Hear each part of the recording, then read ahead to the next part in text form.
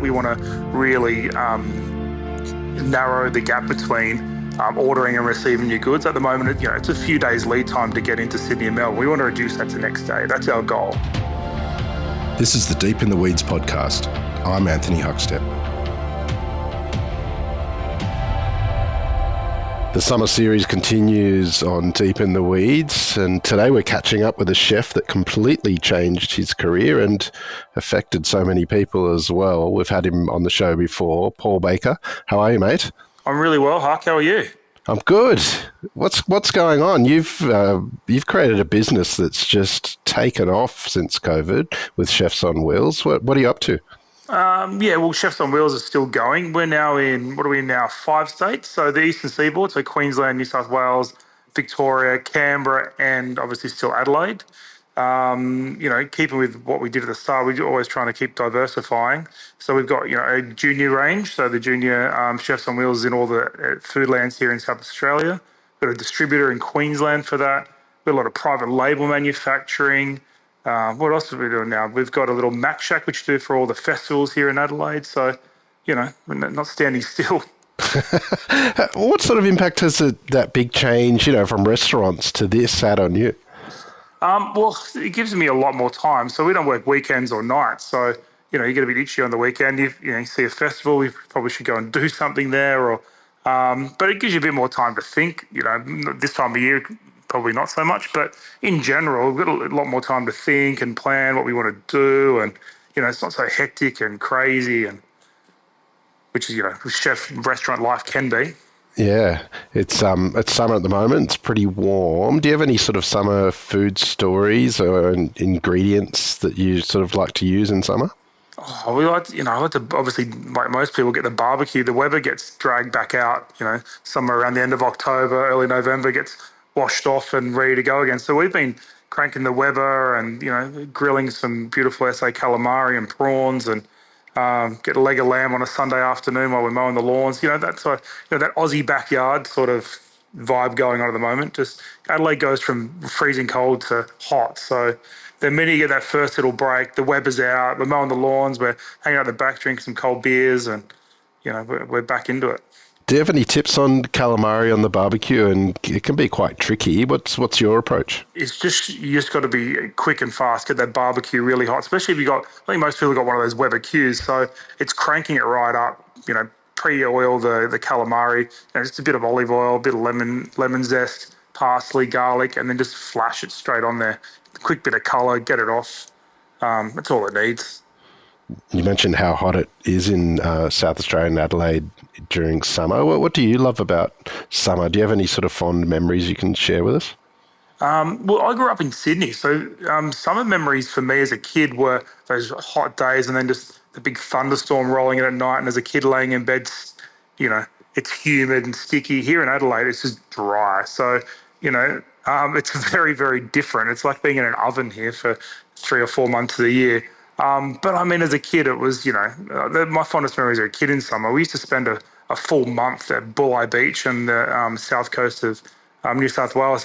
So our family would take turns of looking after us, but mostly it was our grandparents. We'd have a month block as kids up until about 15 of just in the caravan park, in the caravan with grandma and grandpa, and we literally fished, swam, ate like kings every single day for a month. It was the best. You're pretty well travelled and cooked all over the place as well. Do you have any sort of travel food stories that have impacted you and your approach to food?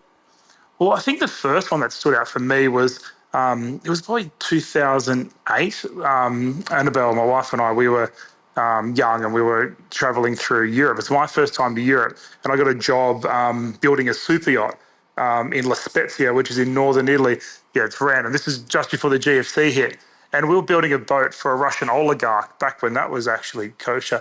And then we were building a yacht. And I had to stay in an Airbnb.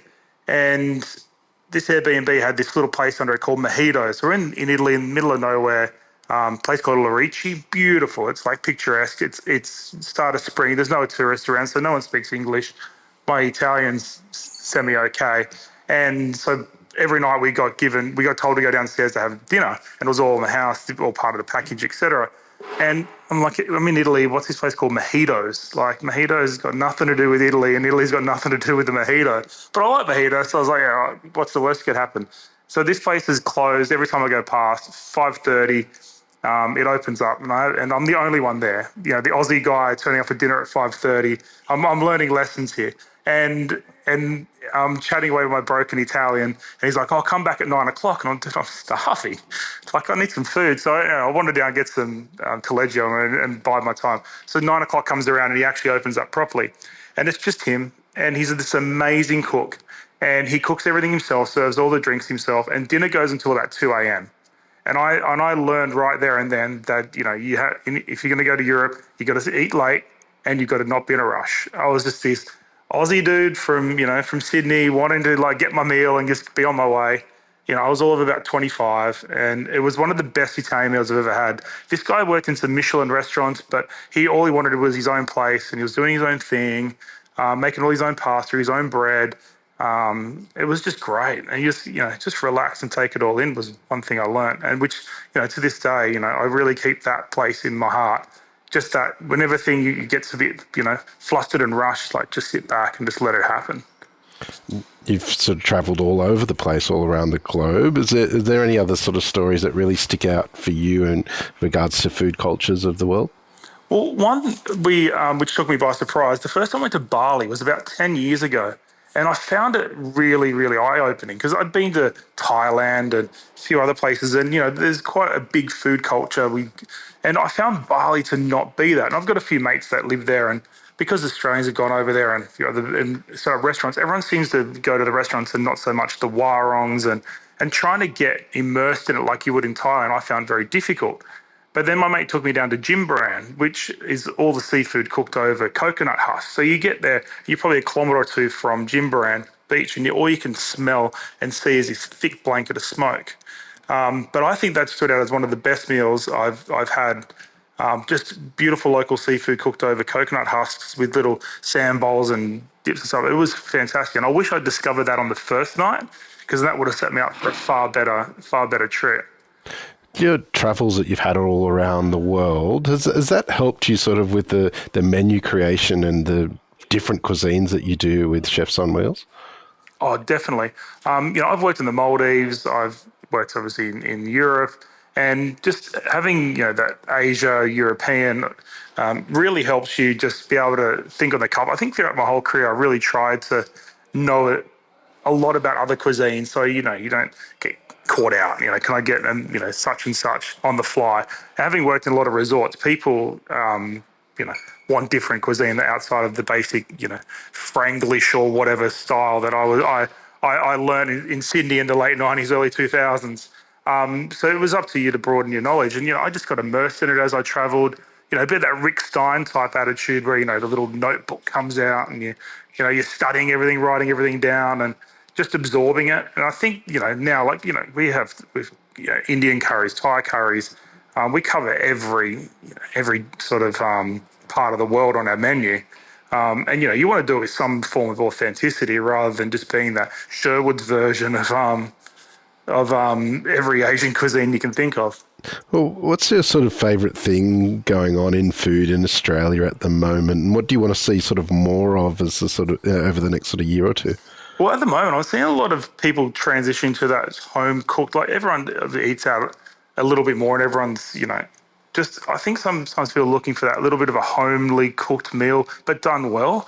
Like we find something like beef stroganoff is literally walks out the door. Like we put a slight spin on it with corned beef, and we put little brined pickles and stuff through it at the end, just to with a bit of that salinity. But our biggest sellers are comfort meals, and we sell to professionals that are busy, and it's just coming back to something that just gives you a taste of home, and or something that just when you sit down, you just go, I just want to relax. I want to have something nice to eat. That's not the hustle and bustle of a restaurant or a bar. Or You've built the most extraordinary business out of challenging circumstances. What's the plan for the next sort of year or two for you? well, we're still expanding. We're looking in the new year to get some DCs, some distribution centers set up interstate. We want to really narrow the gap between ordering and receiving your goods. At the moment, it's a few days lead time to get into Sydney and Melbourne. We want to reduce that to next day. That's our goal.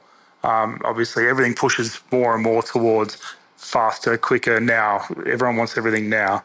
So that's where we're driving the business in the new year.